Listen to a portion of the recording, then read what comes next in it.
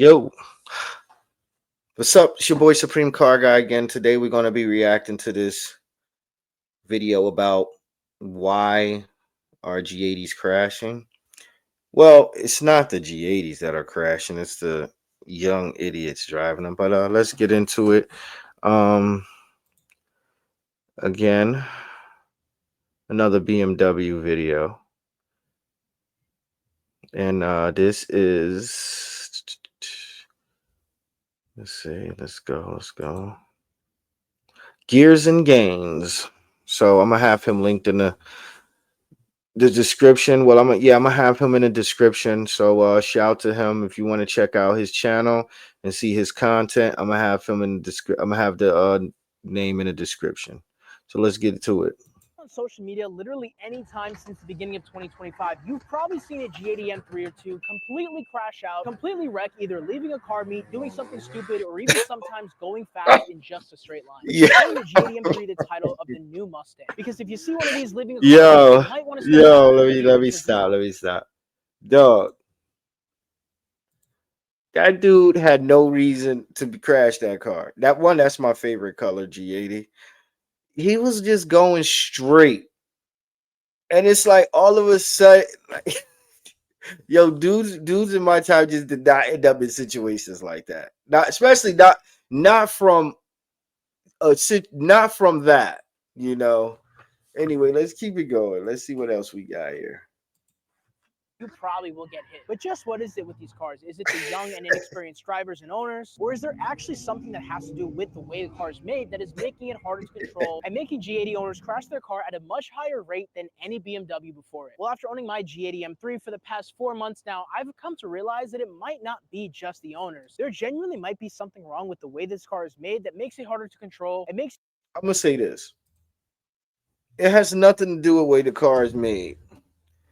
What it has to do with is you have young guys with no little to no driving experience. I mean performance experience, and they're going straight. They're making the money. They get their IT job, whatever. They're fresh out of college, so they start off making good money, and the first thing they go for is the car that's popular on the internet. That's the G80 M3. They're starting off at 400, 500 horsepower, not realizing how fast that really is. Like we were not even starting off close to that in my time. Actually, that was extreme in my time, 400, 500 horsepower. So, excuse me, they're starting off at 500 horsepower with no experience really, and that's dangerous. So that's one key right there. Inexperience and starting off with a very high horsepower performance car that they have no business in the first place. All right, let's keep it going. You more likely to slip out if you do things wrong. So today we're going to take the G80 for a drive in multiple different modes and find out just what's making these G80 owners crash so much. And like I said, you might be surprised because there are some features of this car that are making owners crash out harder than somebody who just got their diamond stolen in Minecraft. So why are so many G80 owners crashing their cars? Well, let's get to the bottom of it. So obviously one big reason as to why these G80 owners are crashing their cars is because a lot of the people who own these cars are young and inexperienced drivers. I just had to talk about this first to get this out of the way, because there's a lot more than just that as to why a lot of these cars are just crashing so often. But I can name off the top of my head at least 2 or 3 G80 owners that I know who are under the age of 25, which according to most insurance companies, 25 or having your license for about 5 years means you're Again, he said what I said. It's not the cars that's the problem, it's the people driving them. And it's these young guys, these young inexperienced guys driving them. It's not just because the car, it has nothing to do with the way the car is made. It's just a high horsepower performance car, and you should know what you're doing before you drive it. It's just that simple. now an experienced driver and you will get a huge discount on your car insurance. But how are these young people getting these cars? Because I mean, this car is almost a 6-figure price tag. At least brand new, this car costs about 101 grand from the factory. But even used, this car will run you about 80 grand. So how are these young people even affording these things? Long story short, it's internet money. There are way more ways to make money than just a regular 9-to-5 job. One of the people I know who owns a G80 M3 has a TikTok shop account where he makes easily 10 grand, even 12 grand a month sometimes. And a lot of this internet money is insane. You can just post up one video, make 3 grand, which is what a lot of people with with a college degree, starting salary job make after taxes. And a lot of this internet money is insane. You can just post up a random video, make 3 grand just like that. If you do it once, you could do it again. You can make it multiple times a month. And over time, this adds up a lot. Like I said, a friend of mine makes money from TikTok shop. He makes easily 10 grand a month. And that guy I know is only 18 years old. He's doing a lot more at 18 than I was ever doing at 18. My other friend Ale, I'll put his at right here, trades crypto meme coins and has a G82 M4. Full bolt-ons, he just bought brand new wheels for that thing. I think saying he makes 10K a month is probably a big understatement, because in reality, 10K is probably a good week for him on crypto. But there's so many ways to make money online, and this is just the most popular car there is for people who like to make internet money. I mean, I, for one, personally have this car because I make money on the internet. I do YouTube videos, I do Instagram, which actually doesn't pay at all. I do have a TikTok shop account where I make some videos, although I don't make much. It's pretty hard for me. But the sole reason that... So there you go. He said it. Young guys making internet money. They just get what's the most popular car they can afford on the internet. Making good money, and that's the G80. M3 is a popular car, but a lot of them get into these cars and they don't even understand them. Like when it comes to M3 owners, I respect and I love and I really respect the M3 enthusiasts who really love M3s. I'm talking going back, way back, E36 and whatever. Like a lot of these new M3 guys, I don't really respect because they don't even understand the M badge. They don't understand the M3. They don't understand what that car is made of. Like they just go because it's a clout car. I mean, let's just call it what it is. I mean, no disrespect to my man. He's obviously doing like I say, he obviously doing something right in his mid-20s with a G80. He's doing something right because in my mid-20s, me and most dudes I knew, pockets was not deep enough to even be thinking about a car like that. So hey, shout out to him, I guess, but we disagree on some things. Let's keep it going.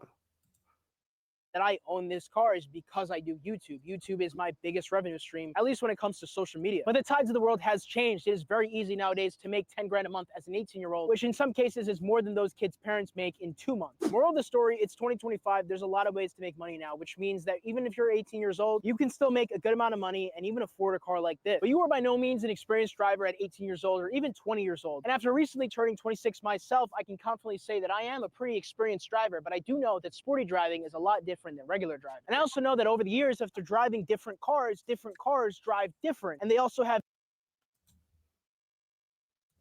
He's right about that. There's a difference between performance driving and regular driving. I agree with him. There is. And I think that's the problem. A lot of people get it confused.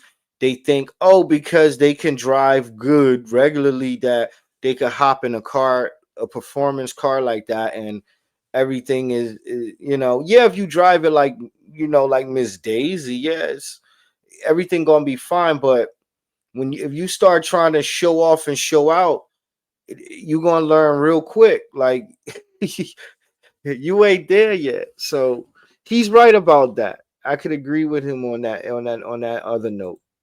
Let's go.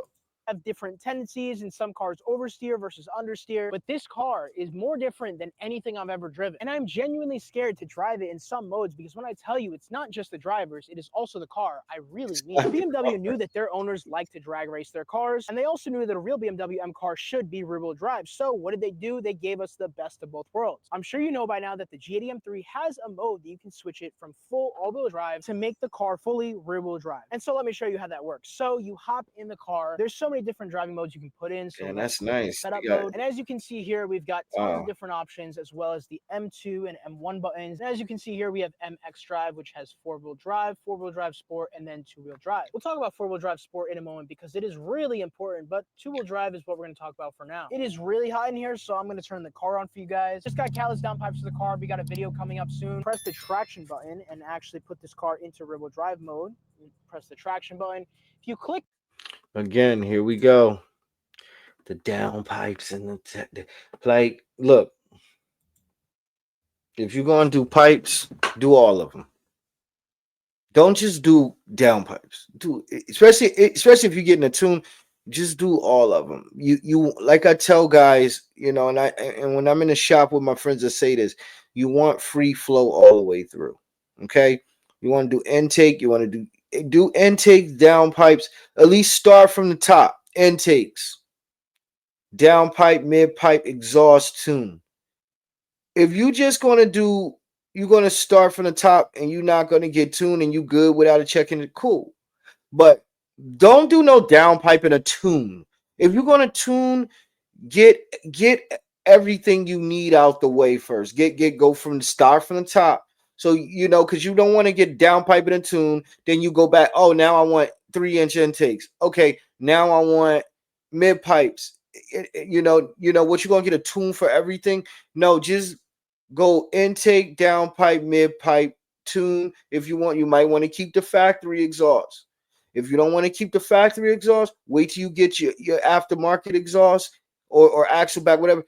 Then tune when you got everything. It's a free flow. Not only are you going to make the more power, it's going to sound better and it's going to feel better. Your power band is going to be smoother. You do not want restriction and restriction. You don't want to do that, especially not with a tune, because then you're wasting money. Because when you want to get the other stuff, you're gonna have to go get a retune and then put these parts on. So you know, just do all of the pipes or as much as you can do. Start from the top with the intakes and go down. MDM mode, or excuse me, DSC off, that'll bring you to the setup mode, and then you can put it in four-wheel drive sport or two-wheel drive. And it is important to note, a lot of people don't know this, but you cannot actually have the car in rear-wheel drive mode and have traction on. For some people, this might be completely obvious, but for some other people, you might think that's completely dumb. Every single thing, every assist in the car has to be off if you want to have the car in two-wheel drive mode. So there's absolutely nothing assisting you in this car if you put it in two-wheel drive mode. Okay, well, let's go back to the stability control section. What if I want to just put it in MDM mode? MDM mode was so good in the F80, it's pretty much giving you a controlled slide to the point where you can drift the car. Even if you're a complete rookie, you can definitely feel the car out, and somebody who's never drifted before can have a fun time in an F80 M3 with MDM mode on. The MDM mode in this car is completely different than it was in the F80, because if you click MDM mode and you go back, the only option you have is four-wheel drive sport. You can't put it in four-wheel drive, you can't put it in two-wheel drive. Well, four-wheel drive sport is pretty much full rear-wheel drive until you lose traction, and then it sends power to the front wheels, which means if you're trying to correct your slide and you start to actually slip, your car could just send power to the front wheels and you'll just go straight. You kind of see what I'm getting at here. If you are slipping in four-wheel drive sport, your car will send power to the front wheels, and unless you're used to drifting a semi all-wheel drive car, your rear-wheel drive car just becomes an all-wheel drive car in a split second. And if you're correcting to All right, let me give y'all some gems on this drifting stuff, man. One, you don't get a G80 M3 to start drifting. That's one. Two, all-wheel drive. It goes like this. It works very well, but if you lose control, you lose it. Like I said, you got to be Sochia the Drift King himself to catch that thing and control it again. It it all sounds good on the internet when these kids talking, oh, you all-wheel drive, blah blah blah, control, the handling and all this stuff, blah blah blah blah. But what they're not telling you is what a lot of us dudes from back then know. If you lose control of an all-wheel drive car, you lost it. Especially if you're not a professional driver and you're not seasoned like that. When you lose control of those cars, it's over. You might as well just go for the ride into the guardrail or through somebody's damn living room or in somebody's front lawn and into the concrete steps. You just gonna have to eat that. So all of the hype with the all-wheel drive, it's cool, it works, but you better not lose control. That's another reason, yeah, dudes are crashing because they underestimating all-wheel drive. And it was like that with the Evos. A lot of these guys were thinking that all-wheel drive mean you're invincible in the turn. Or you gonna, when the car is uncontrollable, you gonna be able to control it easier because it's all-wheel drive. That is far from the truth. Okay, it's not invincible, and when you lose control, you're done. Stick a fork in it, you're done. So keep that in mind, guys. Let's keep it going. to the left and you turn to the right, you're gonna go right. You're not gonna go straight. But hey, maybe it is the young drivers, and maybe they're just inexperienced and they just don't They know how are to drive. So inexperienced. let's test out all three of these driving modes on the back road. But let's take the G80 out for a drive on some back roads and try not to kiss a tree while making this YouTube video, because it would be very sad if I crashed on camera. All right, Yeah, we it got would. my son strapped Definitely in the would. back seat. Hopefully he doesn't go It would be flying everywhere when I go on these unacceptable. back roads. But we're gonna start off with four-wheel drive sport because that's a mode that a lot of people seem to think is exactly like four-wheel drive. Some people even drag race in four-wheel drive sport, but they just don't understand what it is. It's supposed to be like a four-wheel drive MDM mode for this car. And I can tell right off the bat that there is some feeling there for sure. But One the thing G80 I M3 in like is general, if you he drove an knows his F80 car. M3 He and then really a does. G80 M3 back to back, but if you drove both those cars back to back, you'd understand that the G80 has a lot less driving feel in this car. And even if you drive an E9X, you somehow find your way to a G8 XM car, you're going to understand just how completely numb a lot of the driving feels. But four-wheel drive sport is more like a drift mode in an all-wheel drive car rather than an actual sporty driving mode. And my tires are pretty warmed up, so I doubt anything will happen. But let's see. Yeah, nothing at all. But felt the car slipping out just a tiny bit. But the biggest issue with this car is you just don't know where the front end of the car is going. Now, they say if you want your G80 to handle like an F80, to upgrade your control arms. I know SPL makes some great control arms for this car that are not only adjustable, but will help the car handle a lot better than it would without them. Upgrading control arms on a brand new M car is not something I think you should have to do in order for it to handle. You saw how much those could. You saw how much those control arms goes. Like, yo, these cars are very expensive to put parts on, to get parts for. So if you're gonna get into a G80, you better be ready. If you trying to follow the guys on the internet trying to get a G80 and build it, your pockets have to be deep. It's not cheap. They make it look all good, like it's just one, two, three. You just put some turbos on and blah blah. You on your way. No, it is not like that. It is very freaking expensive. You saw those control arms; they were $849. That's for control arms, dude. Like, you really got to know what lion den you stepping into, or you got to know that you're stepping in a lion den when you get in these G80s and F8s. Like, and he's right. The G80, it remind me like when you go from an E46. I was about to say E42. When you go from an E46 to a E92 M3, you do feel that weight.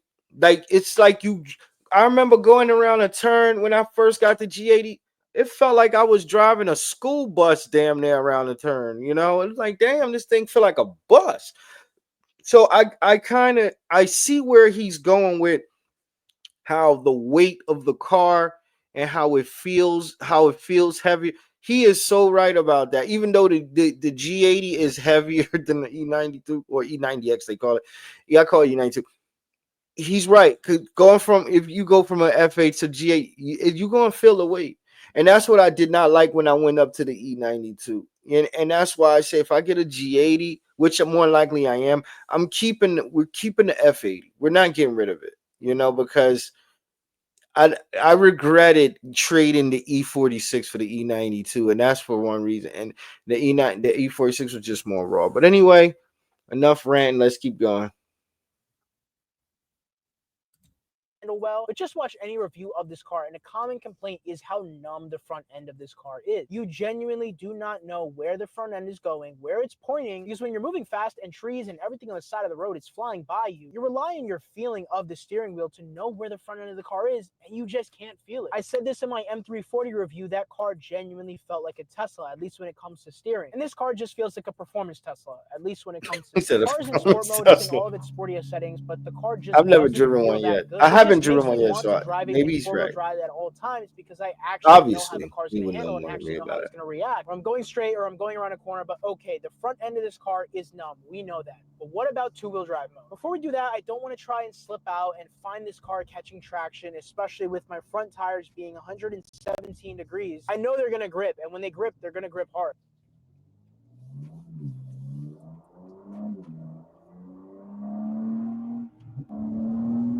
Turning the wheel, just avoiding all these potholes, but I Damn, can't feel anything you when it sound comes real to this calm stupid about the car. Remember, the potholes. steering's just really light. But we know about four-wheel drive sports, so let's turn everything completely off, put it in two-wheel drive mode, because Like I said, shout to him. At least he understands how his car reacts. And that's important. You must know your car. You must know how it reacts in situations. He really understands that. That's a real plus. But he is kind of calm about them potholes. I'll be like, my dudes would be mad. Damn, all these damn potholes. We gonna be we not gonna be that calm about it whether we on video or not. Because if you're an enthusiast, you understand how annoying potholes are. So anyway, let's go. That's the only way you can have it. Traction, DSC off.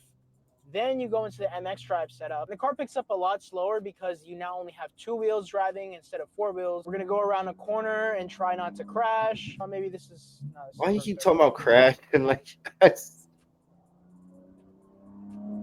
And as if it wasn't numb enough in 4-wheel drive sport, it just gets way more numb in 2-wheel drive. You have an all-wheel drive car that is 4,000 pounds, so when you're tossing the car to one side or the other, that is 4,000 pounds going to that side. It's electronic feeling. It has a numb front end. Everything is very electronically assisted. The steering feels electronically assisted. We know it's... All right, I would like to say one thing that a tech told me. He specialized in all the M cars, like all of them. Not just M3. He said with the all-wheel drive G80, when you switch it from all-wheel to rear wheel, whatever you do, he said people don't understand it's not the same as a all-out rear-wheel drive M3 far as control handling, because the suspension is completely different. Regardless of what mode you switch it to, it does not have a rear wheel drive complete setup. This is what he told me. And me being an enthusiast and knowing what I know, it makes sense because we had this conversation in the shop and he was like, these kids don't understand. It don't have it's the suspension is completely different. So it's never going to feel like a raw rear wheel drive and control like a raw wheel drive, because it's not. It's an all-wheel drive suspension setup from the rip. So with that being said, I understood where he's coming from. Maybe he might understand it in the video. He might, and he not saying it, but maybe, and I bet I could bet this on a lot of things. A lot of these guys with these all-wheel drive G80s that switch from all-wheel to rear wheel, thinking they probably don't understand that concept. They probably, more than likely than not, they think, oh, I switched it from all-wheel to rear wheel drive. It should feel just like a rear wheel drive, and I should be able to control. They more than likely they don't understand that.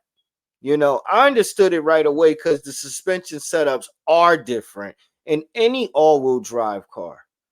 So that's one to just think about what he told me in the shop, and It's he's obviously not very hydraulic seasoned too. steering. So even though there is a huge chunk of people that are crashing because they are just inexperienced drivers, I do kind Right, of understand why they're crashing. Because because unlike an they're F80 inexperienced M3 or most of these drivers and other they're rear-wheel idiots. drive cars that these young people are Both getting those into, two this car is reasons. just so electronically assisted. Let's try to floor it in two-wheel drive.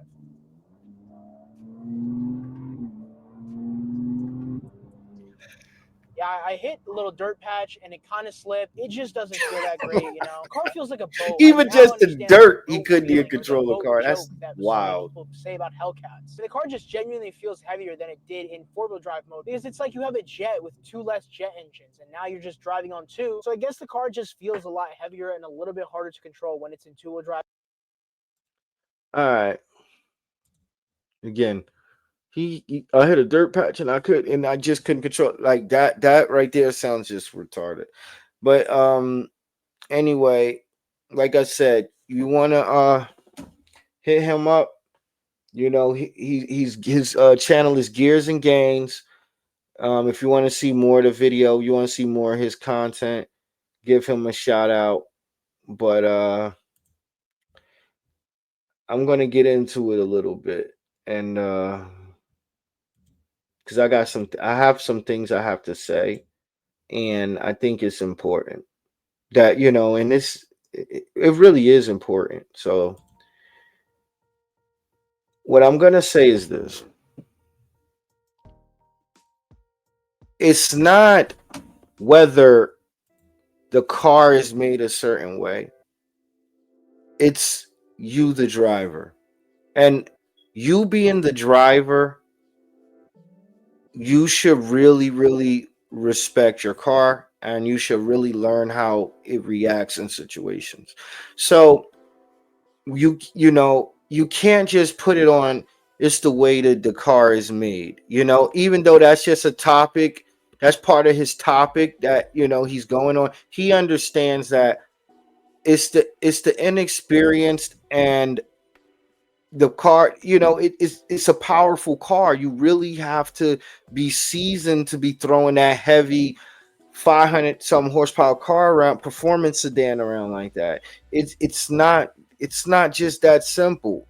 And a lot of guys get on the internet and they're going to get a lot of people hurt because they make you think if you don't have 800 horsepower or 1,000 horsepower, you're not fast enough. And that's not true. 500 horsepower, 400 some horsepower, that's fast. Like you literally run out a road really quick, even with that kind of power level. You know, you should be on a track. And if you're going to practice performance driving, please practice it on a track. Do not do it on public residential roads where you could hurt and kill somebody and then you end up in a downhill situation that's going to just keep going downhill from there. You do not want to end up like that. Just pay the money, get to the track, see what your car do. That's what we did back in the day. We did some street racing stuff late night, whatever, too. But majority of us went to the track. We saw what our car did, and we went from there. Whether it was 200 horsepower, 160 horsepower, it didn't matter. We didn't feel like we needed a 900 horsepower car to accomplish anything. So that's a lot of the issue right there. These kids are getting into these fast ass cars and they don't realize how fast they are, and then they end up crashing them. And then everybody's insurance go up. You want to go get you a G80, your insurance is high as hell because of all these other idiots crashing them that should not have been in the cars in the first place. So we're gonna take it there. A lot of these guys shouldn't be in these cars in the first place. Okay, so if they weren't, they wouldn't be crashing. People who are just regularly driving these cars, they're not crashing their G80s, bro. It's the dudes who are underestimating what these cars are. They're performance sedans. They're 473 to 500 some horsepower. Performance sedans. Okay.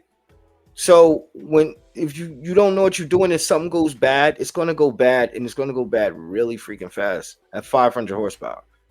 So my best advice, if you're going to practice performance driving, go to the track.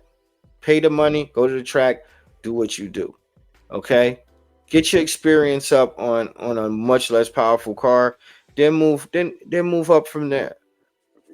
Excuse me. So you understand what it's like to gradually move up. That's what we had to do.